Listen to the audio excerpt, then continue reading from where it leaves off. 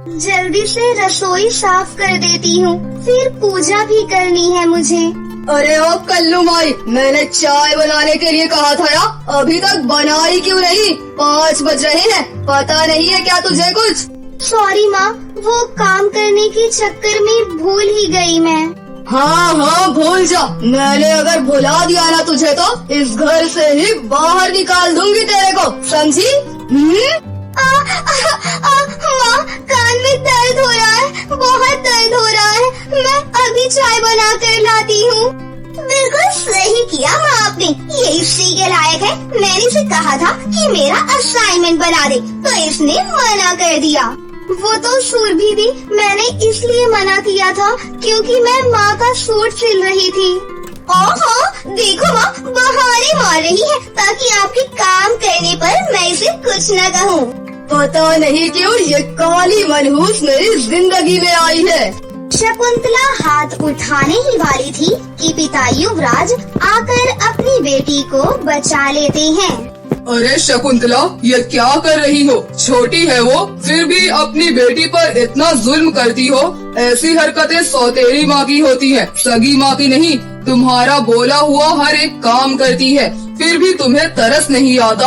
हाँ तो ऐसी काली बेटी पैदा होगी तो कोई भी माँ सगी बेटी से सौतेला व्यवहार ही करेगा। गली मोहल्ले में इसके बड़े होने तक जितने लोगों ने मुझे सुनाया है, आप तो काम पर चले जाते हैं।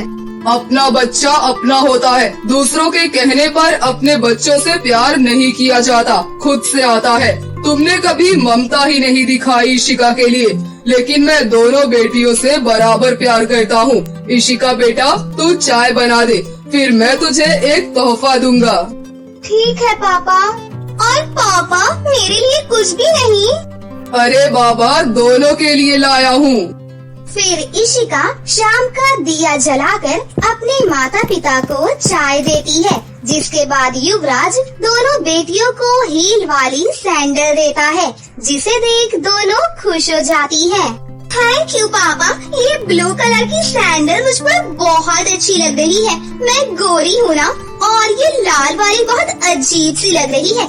इसके लिए आप लाइट कलर लाया करो, वैसे ही ये काली है। सुरभि, तुम भी अपनी माँ की तरह हरकतें मत करो। सुरभि चुप हो जाती है। फिर अगले दिन दोनों कॉलेज जाती है। कॉलेज में रोहित नाम का एक हैंडसम और अमीर सा लड़का था, जो कि इशिका को बहुत पसंद करता था, पर उसकी बहन सुरभि रोहित को पसंद करती थी। इशिका को देखते ही वो खो जाता है। पता नहीं कब मैं इशिका से अपने दिल की बात करूँगा, पर जल्दी ही करूँगा। ऐसा करता हूँ, सुरभि को बता देता हूँ, वो उसकी बड़ी बहन है, मेरी बात जरूर समझेगी। मैं क्लास में जा रही हूँ सुरभि दी। ठीक है तो जा, मैं आज बंक पर हूँ, और खबरदार माँ पापा से कुछ भी कहा दो। आज तो मैं रोहित को प्रपोज करके ही रहूँगी। ठीक है दी। इशिका क्लास अटेंड करने जाती है तो वहीं सुरभि रोहित के पास पहुँच जाती है। हाय रोहित, व्हाट्सएप? ऑल गुड, अभी मैं तुम्हें ही याद कर रहा था। अच्छा, तुम भी मुझसे कुछ कहना चाहते हो? लगता है प्रपोज करेगा। हाँ, बोलो रोहित। अरे यार, वो मैं इशिका से बहुत प्यार करता हूँ, उसे पसंद करता हूँ। मैंने अपनी माँ से भी इशिका का जिक्र किया है। तुम कुछ प्लान करो ना, मैं उसे प्रपोज करना चाहता हूँ, बट कैसे करूँ, डर सा लग रहा है। तुम बड़ी बहन हो ना, इसलिए तुम्हें बता दिया।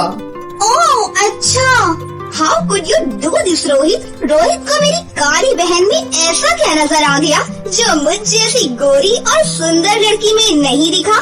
पर रोहित, पसंद क्यों करते हो? वो तो इतनी अच्छी भी नहीं है दिखने में। सुरभि, मुझे उसकी सादगी बहुत पसंद है। लुक्स और कलर मेरे लिए मैटर नहीं करते। मैं उसके लिए एक अच्छी सी जगह बुक कर रहा हूँ डेट के लिए। तुम उसे वहाँ लेकर आ जाना कल। नो, तुम इतनी जल्दी मत करो, मैं उसे बता देती हूँ, फिर उसे लेकर आऊंगी। थोड़ा टाइम दो मुझे।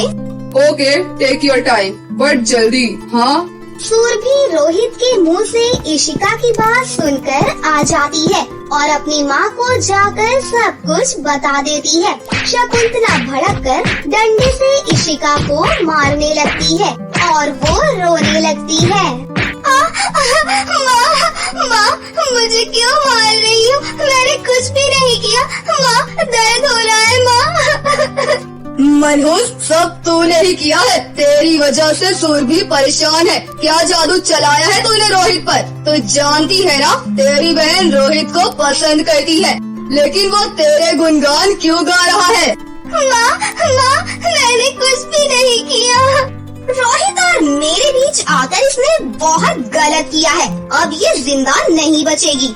माँ, बस कीजिए, मेरी छोटी बहन को कुछ मत कहिए, जाने दीजिए। हम रोहित से इसकी शादी करा देंगे। क्यों इशिका, चल तू मेरे साथ बाहर चल, थोड़ी ताज़ी हवा मिलेगी तो ठीक लगेगा तुझे।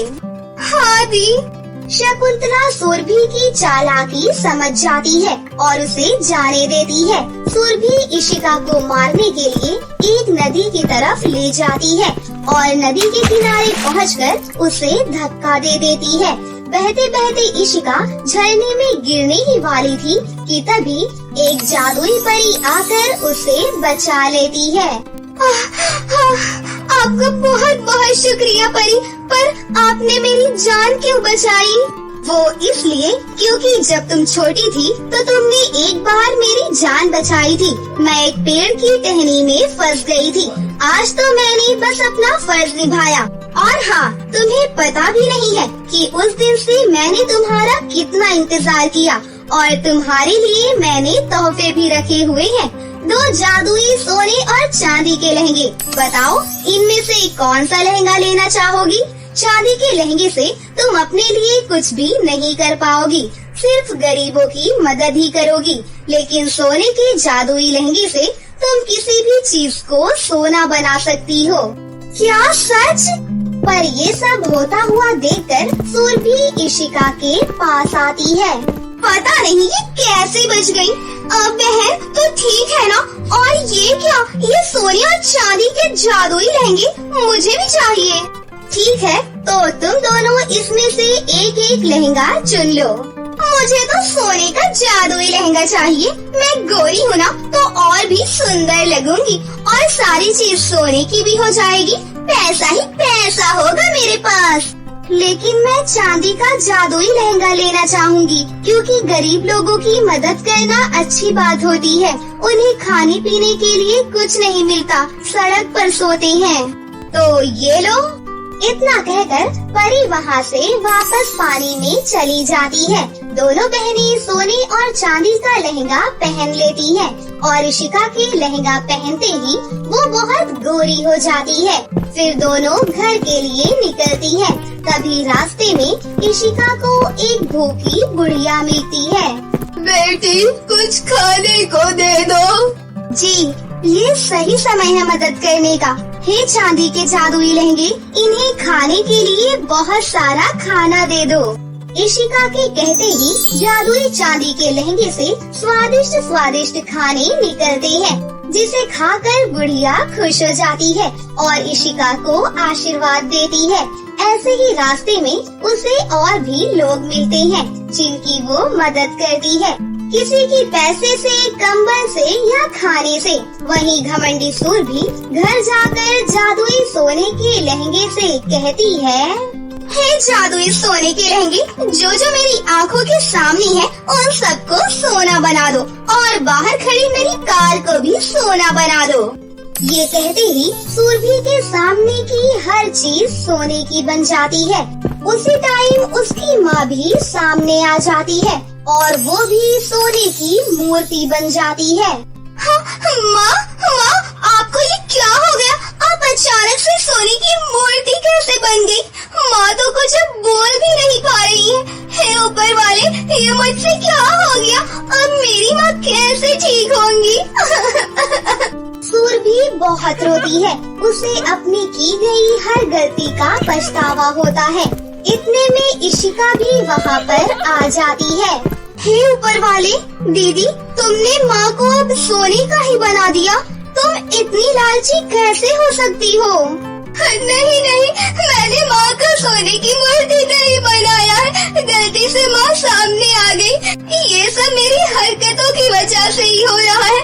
भगवान जी, उन्होंने मुझे पनिश किया है, मुझे माफ कर दो इशिका। मैंने तुम्हें कितने ताने दिए, काला बोला, और रोहित तुमसे प्यार करता है, तुम दोनों को अलग अलग करना चाहा, तुझे मारना चाहा। मैं अपनी हर गलती की माफी मांगती हूँ, बस तुम माँ को ठीक कर दे। सोने के जादुई लहंगे से कहा था मैंने, लेकिन उसने नहीं किया। मैं कोशिश करती हूँ। हे जादुई चांदी के लहंगी, आप मेरी माँ को पहले जैसा वापस कर दो। तभी शकुंतला जादू से वापस इंसान बन जाती है और वो भी माफी मांगते हुए कहती है, मेरी बच्ची, तू गोरी हो गई, मुझे अपनी गलती का पछतावा है। मैं तेरी शादी रोहित से जरूर करवाऊंगी। जी माँ। ऐसा कहकर शकुंतला इशिका को गले से लगा लेती है। फिर क्या, दोनों बहनें प्यार से रहती हैं और कुछ ही दिनों में शकुंतला इशिका की शादी धूमधाम से रोहित के साथ करा देती है। फिर वो हंसी खुशी से अपनी आगे की जिंदगी जीने लगती है। दोस्तों, मेरी बहन तो सुधर गई, लेकिन आप ऐसी गलती कभी मत करना। हमें कभी अहंकार में आकर किसी का मन नहीं दुखाना चाहिए। ये कहानी है नागिनों की दुनिया की। उस दुनिया में अनिका, कनिका और राधिका नाम की 3 नागिन बहनें रहती थीं। वो तीनों एक साथ बहुत खुश रहती थीं। नागिन लोक में सभी नागिन आपस में एक दूसरे की मदद किया करती थीं। वो तीनों नागिन बहनें दिखने में बहुत ज्यादा सुंदर थीं और इच्छाधारी नागिन होने के कारण वो हर किसी का रूप भी धारण कर सकती थीं। अनिका नागिन उन तीनों बहनों में सबसे बड़ी थी, इसीलिए कनिका नागिन और राधिका नागिन भी हमेशा उसकी बातें सुना करती थी। ऐसे ही एक दिन वो तीनों बहनें नागिन नगरी में घूम रही थी। तभी राधिका नागिन अनिका नागिन से कहती है, दीदी, कितने दिनों से हमने कुछ अच्छा नहीं खाया है। मैंने सुना है पृथ्वी के लोग बहुत अच्छे अच्छे खाने खाते हैं, मुझे भी वैसा ही खाने का मन कर रहा है। अरे, ये तुम क्या कह रही हो? हमें वैसा खाना कहाँ मिलेगा? तुझे पता है ना, नागिनों की नगरी में बस सादा खाना ही मिलता है। लेकिन राधिका, हमें सब नहीं खाना चाहिए। अगर किसी को पता चल गया तो वो तुझे गलत समझेंगे। ये कहकर अनिका और कनिका नागिन उसे बहुत समझाने की कोशिश करती हैं, लेकिन फिर भी राधिका नागिन जिद करती रहती है। ये देखकर अनिका नागिन भी मान जाती है और उनसे कहती है, ठीक है, लेकिन हमें अगर वैसा खाना खाना है तो हमें पृथ्वी लोक में जाना पड़ेगा, लेकिन हम ये किसी को नहीं बता सकते। लेकिन अगर हम ऐसे वहाँ पर जाएंगे तो वहाँ के लोग तो हमें पहचान जाएंगे और अगर ये बात नाग रानी को पता चल गई तो वो हमें इस नगरी में कभी भी वापस नहीं आने देंगी। हम एक काम करते हैं, इंसानों के रूप धारण करके वहाँ पर जाते हैं, फिर वहाँ हमें कोई भी नहीं पहचान पाएगा। कुछ देर बाद वो तीनों नागिन बहनें इंसानों का रूप धारण करके पृथ्वी लोक पर आ गयी। पृथ्वी लोक आकर वो लोग यहाँ वहाँ घूमने लगी। तब उन्हें वहाँ पर एक औरत की फास्ट फूड की दुकान दिखाई देती है। वो देखो, वहाँ पर शायद कुछ खाने पीने की दुकान है, हम वहाँ जाकर देखते हैं। राधिका नागिन की बात सुनकर वो तीनों नागिन बहनें उस दुकान में चली जाती हैं और वहाँ जाकर देखती हैं उस दुकान में बहुत सारे टेस्टी टेस्टी खाने रखे हुए हैं। ये देखकर राधिका नागिन अनिका नागिन से कहती है, ये खाने कितने सुंदर हैं, मुझे ये खाना है, मुझे आप ये ला कर दीजिए दीदी। फिर अनिका नागिन उस दुकान की मालकिन से पिज्जा बर्गर मांगती है और तीनों वहाँ पर बैठकर खाने लगती हैं। पिज्जा बर्गर खाकर जैसे ही वो लोग उस दुकान से बाहर निकलने वाली होती हैं, तभी उस दुकानदार आंटी ने उन सभी को रोक लिया और उनसे कहा, अरे, तुम लोग बिना पैसे दिए कहाँ जा रही हो? मुझे मेरे पैसे देकर जाओ। हमारे पास तो कोई पैसे नहीं है, हम जहाँ पर रहते हैं वहाँ तो खाना खाने के लिए कुछ भी नहीं देना पड़ता। चुप कर भिखारी, तुम जैसे लोगों को मैंने बहुत देखा है। अब चुपचाप मेरे पैसे दे दो, नहीं तो मैं तुम तीनों को यहाँ बांध कर रखूंगी। ये पैसे क्या होते हैं? हमारे पास तो कोई पैसे नहीं है, लेकिन हमारे पास कुछ सोने के सिक्के हैं, ये मैं आपको दे सकती हूँ। क्या आप हम लोग को तब छोड़ देंगी? ये कहकर अनिका नागिन एक थैली से उनको कुछ सोने के सिक्के निकाल कर देती है।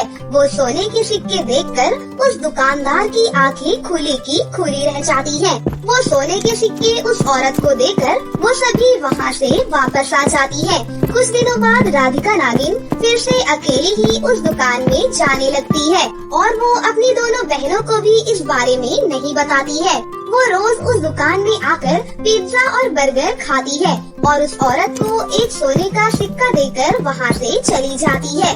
ऐसे ही उस औरत का लालच और भी बढ़ जाता है और वो मन ही मन सोचने लगती है, मुझे लगता है ये कोई आम इंसान नहीं है। इनके पास इतने सोने के सिक्के कहाँ से आते हैं? अगर मुझे इनके सारे सोने के सिक्के एक साथ मिल जाएं, तो मैं अमीर हो जाऊंगी। आज मैं इसका पीछा करती हूँ। ये सोचकर जैसे ही राधिका नागिन उस दुकान से बाहर गई, तो वो औरत राधिका नागिन का पीछा करने लगी। कुछ दूर जाने के बाद उसने देखा राधिका अपनी नागिन के रूप में आ गई है और अचानक से वो वहाँ से गायब हो गई। ये देखकर वो औरत हैरान हो गई और मन ही मन सोचने लगी, अरे ये तो इच्छाधारी नागिन है। मैंने तो इनके बारे में सुना है। इनके पास तो बहुत खजाने रहते हैं। अगले दिन मुझे इसे कैसे न कैसे वो सारे खजाने छीनकर लेने ही पड़ेंगे। ये सोचकर वो औरत वहाँ से चली गई। अगले दिन राधिका नागिन जब फिर से उस दुकान में आई पिज्जा बर्गर खाने के लिए, तब उस औरत ने उसको पकड़ लिया और उससे कहा, मुझे पता है तू एक इच्छाधारी नागिन है और तेरे पास बहुत सारे हीरे और सोने का भंडार है। मुझे जल्दी से वो दे दे, नहीं तो मैं सबको तेरे बारे में बता दूंगी और वो तेरी जान ले लेंगे। नहीं नहीं, आप मेरे बारे में किसी को मत बताना और मेरे पास कोई खजाना नहीं है, सब नाग रानी के पास है। मुझे वो सब नहीं पता। तो मुझे वो सारे खजाने ला कर देगी, नहीं तो मैं तेरे साथ बहुत बुरा करूँगी। ये कहकर वो औरत राधिका नागिन के सर से उसकी नागमणि निकाल कर अपने पास रख लेती है और उससे फिर से कहती है, अब ये मेरे पास ही रहेगी। जब तक तू मुझे वो खजाने नहीं ला कर देगी, तब तक मैं ये तुझे वापस नहीं करूँगी। ये सुनकर राधिका नागिन जोर जोर से रोने लगती है और रोते हुए वो नाग नगरी में वापस चली जाती है। वो वहाँ जाकर सबसे छुप छुप कर रहने लगती है। वो अपनी बहनों से भी बात नहीं कर रही थी। फिर वो अपने कमरे में जाकर रोते हुए कहती है, आज मुझे कैसे भी करके रानी माँ के कमरे से वो खजाने चुराने ही पड़ेंगे। अगर मेरी बहनों ने देख लिया कि मेरे पास मनी नहीं है, तो उनको सब कुछ पता चल जाएगा। उधर राधिका नागिन का ऐसा बर्ताव देखकर अनिका नागिन कनिका नागिन से कहती है, मुझे लगता है राधिका कोई मुसीबत में है और वो हमसे कुछ छुपा रही है। हमें उसके ऊपर नजर रखनी पड़ेगी। हाँ हाँ, आप सही कह रही है, मुझे भी ऐसा ही लग रहा है। वो हमसे भी बात नहीं कर रही है और वो रोज कहीं छुप कर जाती भी है। उस दिन रात को राधिका नागिन खजाने चुराने के लिए रानी के कमरे में आ जाती है। तब उसकी दोनों बहनें अनिका और कनिका नागिन भी उसका पीछा करते हुए वहाँ पर पहुँच जाती हैं। जब उन्होंने राधिका नागिन को चोरी करते हुए देखा, तब कनिका नागिन अनिका नागिन से कहती है, चलो हम इसे अभी पकड़ लेते हैं, नहीं तो वो सारी खजाने चोरी कर लेगी। नहीं, मुझे लगता है कोई राधिका से ये सब करवा रहा है। हम इसे पहले उसके पास पहुंचने देते हैं, फिर हम दोनों को ही पकड़ लेंगे। वो दोनों ये सोचकर इंतजार करने लगती है। तभी राधिका नागिन वो सारे खजाने चुराकर बाहर आ गई। फिर बाहर आकर वो सारा खजाना लेकर पृथ्वीलोक चली गई। अनिका और कनिका नागिन भी उसके पीछे पीछे पृथ्वीलोक पहुंच गई। वहां पहुंचकर उन्होंने देखा कि राधिका वो खजाना लेकर उसी पिज्जा बर्गर की दुकान के अंदर गई और जाकर उस औरत से कहने लगी, ये लीजिए, मैं सारा खजाना लेकर आ गई हूँ। आप मुझे मेरी मनी अब वापस कर दीजिए।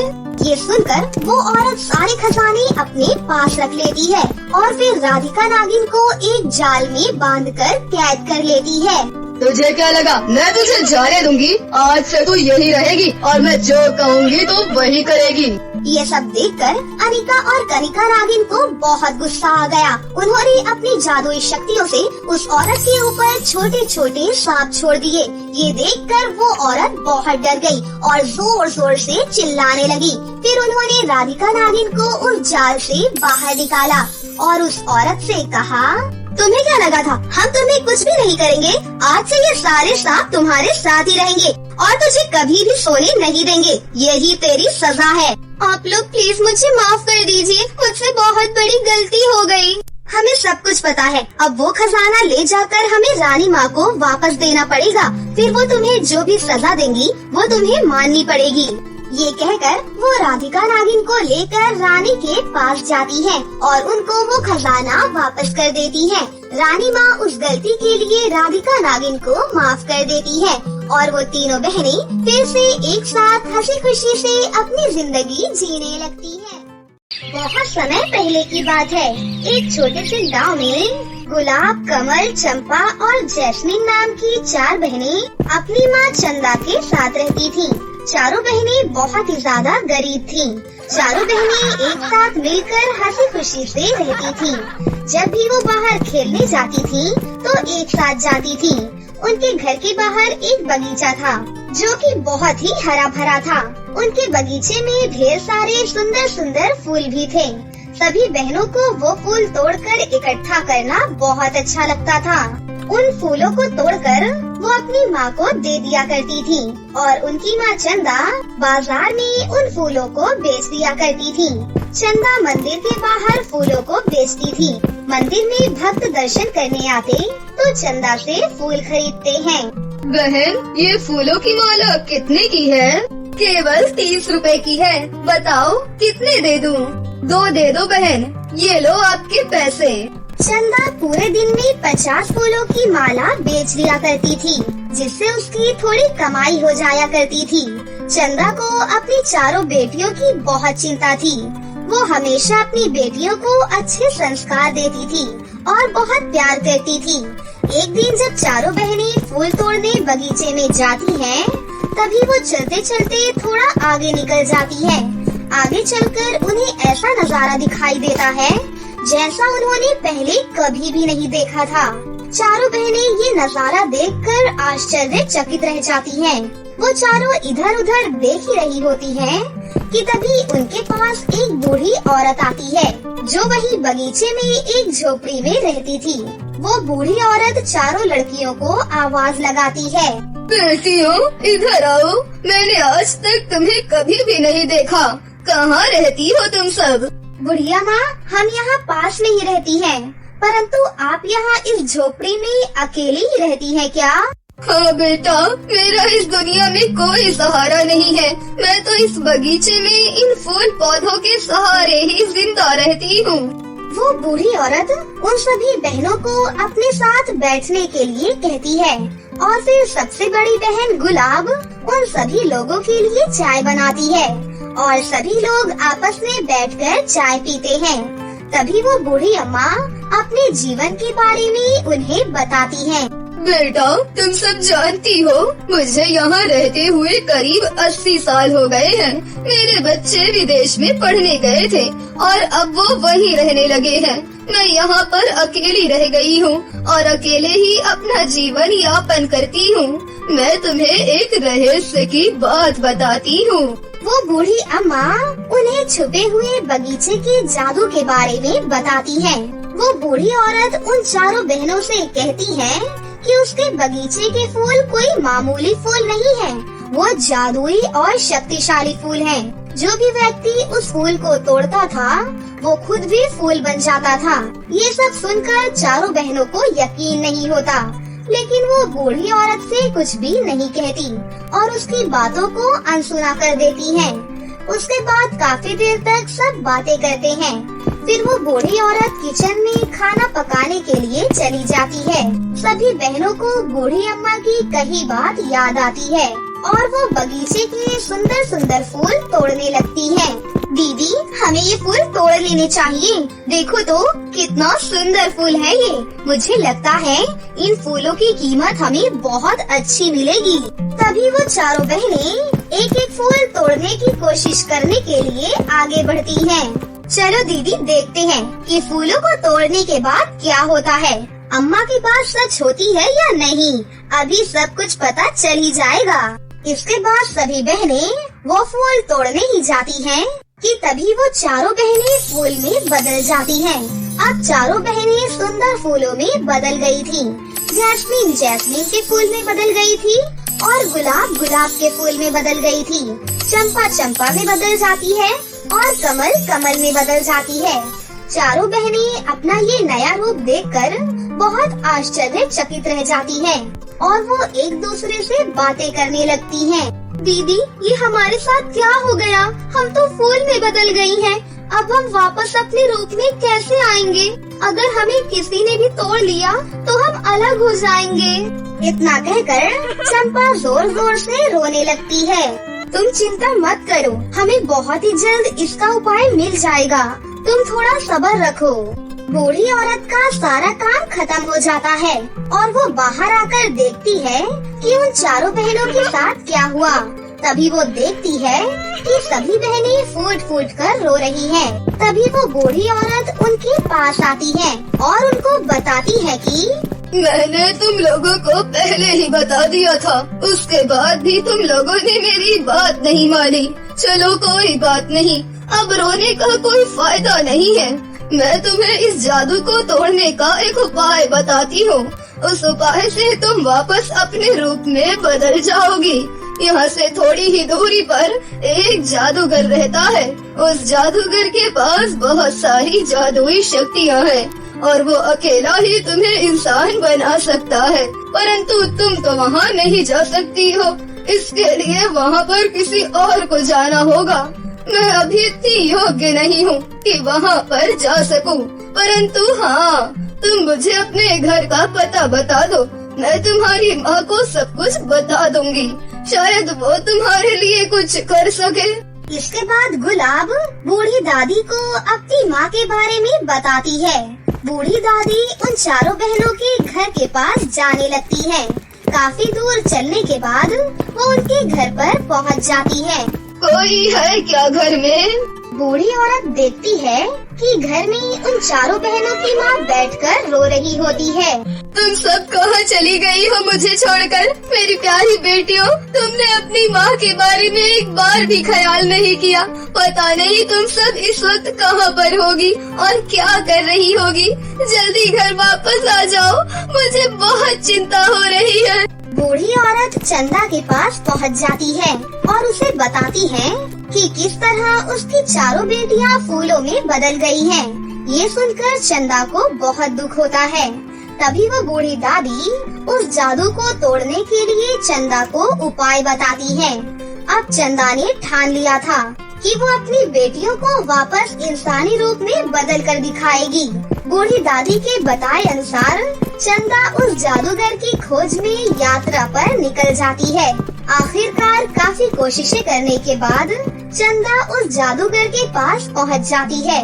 वो जादूगर के पास पहुंचकर कहती है, जादूगर जी, मैं आपके पास बहुत ही कठिनाइयों से होकर आई हूँ। मुझे आपकी मदद की आवश्यकता है। मेरी बेटियाँ फूलों में बदल गई हैं। कृपया करके उनको वापस इंसान बना दीजिए। मैं आपके पास काफी उम्मीदें लेकर आई हूँ। वो एक बहुत ही नेक और शक्तिशाली जादूगर था। वो हमेशा जरूरतमंद लोगों की मदद करता था। वो बहुत ही दयालु था, इसलिए वो बहुत ही प्रसिद्ध था। अरे अरे, तुम तो बहुत घबराई हो। तुम जरा आराम करो, तुम चिंता मत करो। मैं तुम्हारी बेटियों को वापस इंसान में बदल दूंगा। इसके बाद वो जादूगर अपनी शक्तियों से एक जल का कलश चंदा को दे देता है और कहता है, ये लो बहन, ये जल तुम अपनी सारी बेटियों को पिला देना। उसके बाद तुम्हारी बेटियाँ वापस अपने असली रूप में आ जाएंगी। फिर चंदा जादूगर से वो जादुई जल ले लेती है और वापस से बूढ़ी औरत के घर पर आ जाती है। बूढ़ी औरत चंदा का इंतजार कर रही होती है। उसके बाद वो बूढ़ी औरत चंदा से वो जल ले लेती है और उसकी चारों बेटियों को वो जल पिला देती है। जल पीने के बाद ही वो तुरंत वापस अपने असली रूप में आ जाती है। अरे वाह माँ, हम वापस से अपने असली रूप में आ गई हैं। माँ, आपका बहुत बहुत शुक्रिया और दादी माँ, आपका भी बहुत बहुत शुक्रिया। अगर आज आप नहीं होती तो शायद हम कभी भी वापस इंसानी रूप में नहीं आ पाती। हम आपका ये एहसान कभी भी नहीं भूलेंगी। अब तुम चारों बहनों को घबराने की कोई जरूरत नहीं है, परंतु हमेशा याद रहे कि अपने से बड़ों की बातों को हमेशा माननी चाहिए। अगर वो कुछ कह रहे हैं तो इसका मतलब उसके पीछे कुछ तो कारण है, समझ गई? अब आगे से ध्यान रखना। चारों बहनें बूढ़ी अम्मा को धन्यवाद देती हैं और वापस अपनी माँ के पास चली जाती हैं और उसके बाद हंसी खुशी से अपनी जिंदगी जीने लगती हैं। एक बार की बात है, किसी गांव में उर्मिला नाम की एक औरत अपनी 7 बेटियों के साथ रहती थी। उर्मिला के घर की हालत बहुत ही खराब थी। वो लोग बहुत गरीब थे। उन्हें पेट भर खाने के लिए 2 वक्त का खाना भी नसीब नहीं होता था। वो 7 बहनें मजदूरी करके अपना घर चलाती थी। फिर एक दिन उनकी मालकिन गुंजन के घर पर दावत चल रही थी। गुंजन ने उन 7 बहनों को भी वहाँ पर बुलाया था। फिर वो 7 बहनें दावत में खाना खाने पहुँच जाती हैं। लेकिन तभी गुंजन की घमंडी बेटी रिमझिम उन 7 को दरवाजे पर ही रोक लेती है। अरे तुम 7 इस तरह अंदर कहाँ जा रही हो? पहले अपने कपड़े और अपनी शक्ल को तो देखो। 7 बिल्कुल भिखारन लगती हो। अंदर जाकर खाना खाने की तुम्हारी औकात नहीं है। ये देखो, यहाँ पर गली के कुछ कुत्ते खाना खा रहे हैं। तुम 7 भी इन्हीं की बगल में बैठकर खाना खा लो। मैं अभी तुम 7 के लिए खाना भिजवाती हूँ। रिमझिम की ये बातें सुनकर उन 7 बहनों को बहुत बुरा लगता है। रिमझिम, तुम हमारी इतनी बेइज्जती क्यों कर रही हो? आखिर हम भी तो इंसान है ना? ए देख, मेरे पास तेरे प्रवचन सुनने का समय नहीं है। अगर तुम 7 को खाना खाना है तो यहीं बैठकर खाओ, वरना यहाँ से चलती बनो। हमारा समय खराब है। खैर कोई बात नहीं, हमें माँ के लिए भी खाना लेकर जाना है। चलो यहीं पर बैठकर खाना खा लेते हैं। फिर वो 7 बहनें वहाँ खाना खा रहे कुत्तों के बगल में बैठ जाती हैं। थोड़ी ही देर के बाद रिमझिम उन 7 को लाकर खाना दे देती है। लेकिन रिमझिम ने जानबूझकर खाने में ढेर सारे बड़े बड़े कंकड़ मिला दिए थे। उस खाने को खाते ही 7 बहनों के दांत टूट जाते हैं और वो 7 रोने लगती हैं। ये देख रिमझिम बहुत खुश होती है और जोर जोर से हंसती हुई उन 7 बहनों का मजाक उड़ाने लगती है। अपनी इतनी बेइज्जती होते देखकर 7 बहनें बहुत दुखी हो जाती है और चुपचाप वहाँ से चली जाती हैं। इसी तरह रिमझिम हमेशा उन 7 बहनों को परेशान किया करती थी, लेकिन वो बेचारी कुछ भी नहीं कर पाती थी। इस तरह कुछ दिन बीत जाते हैं। फिर एक दिन 7 बहनें खेतों से चावल की बोरियां भरकर उन्हें रिमझिम की हवेली की ओर ले जा रही थी। चावल की बोरियां बहुत भारी थी, जिस वजह से उन 7 को चलने में बहुत तकलीफ हो रही थी। थोड़ी दूर जाते ही वो 7 धड़ाम से जमीन पर गिर जाती है। ये देख रिमझिम गुस्से से लाल हो जाती है। अरे तुम बेवकूफों से एक काम भी ठीक से नहीं होता है। आज मैं तुम्हें नहीं छोड़ूंगी। इतना कहकर रिमझिम छड़ी उठाकर उन 7 बहनों की पिटाई करने लगती है। साथ ही उन्हें काम से भी निकाल देती है। इस तरह वो 7 बहनें बेरोजगार हो जाती हैं और दुखी होकर रोने लगती हैं। तभी उनके पास एक सुंदर सी परी उड़ती हुई आती है। हेलो, कैसे हो तुम 7? मैं एक परी हूँ। मुझे तुम्हारे बारे में सब कुछ पता है। मैं मुसीबत में फंसे लोगों की मदद करती हूँ और मैं यहाँ पर तुम 7 की मदद करने आई हूँ। चलो मेरे साथ। उसके बाद वो सुंदर सी परी उन 7 बहनों को अपने जादू से हवा में उड़ाने लगती है और हवा में उड़ते हुए वो सभी एक कुएं के पास आ जाती हैं। उस कुएं के अंदर 7 जादुई लहंगे पानी में तैर रहे थे। वो परी उन 7 लहंगों को बाहर निकाल लेती है और उन सभी को एक एक लहंगे दे देती है। तुम इन लहंगों को अपने घर ले जाओ। ये कोई मामूली लहंगे नहीं हैं, ये जादुई लहंगे हैं। इन लहंगों को पहनने के बाद तुम 7 को ढेर सारी जादुई शक्तियाँ मिलेंगी, जिससे तुम अलग अलग चीजें प्रकट कर सकती हो। उस सुंदर परी की ये बात सुनकर 7 बहनें बहुत खुश हो जाती हैं। उसके बाद उस परी का धन्यवाद कर वो 7 बहनें उन लहंगों को अपने घर ले जाती हैं। फिर वो 7 बहनें उन लहंगों को पहन लेती हैं और कहती हैं, हमने लहंगे तो पहन लिए, चलो अब सबसे पहले अपने खाने पीने का इंतजाम करते हैं। उसके बाद वो बहन अपने लहंगे के जादू से ढेर सारे स्वादिष्ट खाने से सजा एक सुंदर सा टेबल प्रकट कर देती है। फिर दूसरे नंबर की बहन अपने जादू से ढेर सारे सुंदर सुंदर कपड़े प्रकट कर देती है। अरे हमें घूमने के लिए कार भी तो चाहिए, मैं अभी एक सुंदर सी कार प्रकट करती हूँ। इतना कहकर तीसरी बहन अपने जादू से एक बड़ी सी कार प्रकट कर देती है। फिर चौथी बहन अपने जादू से वहाँ ढेर सारे चांदी के सिक्के प्रकट करती है और पांचवे नंबर की बहन वहाँ ढेर सारा सोना प्रकट कर देती है। वहीं छठे नंबर की बहन ढेर सारे पैसे प्रकट कर देती है। अरे तुम सब तो एक नंबर की बेवकूफ हो, इतना कुछ सामान प्रकट हो गया लेकिन हमारे पास रहने के लिए घर ही नहीं है। ठहरो, मैं अभी अपनी जादुई शक्ति से इस पुराने घर को ही एक सुंदर से घर में बदल देती हूँ। इतना कहकर छोटी बहन उस पुरानी झोपड़ी को अपने जादू से गायब कर देती है और थोड़ी ही देर में एक बड़ा सा सुंदर घर वहाँ पर प्रकट कर देती है। ये देख उन सातों की माँ बहुत खुश होती है। उस दिन के बाद से जब भी उन सातों बहनों को किसी भी चीज की जरूरत होती तो वो सातों अपने अपने जादुई लहंगों से वो चीज प्रकट कर लेती थी।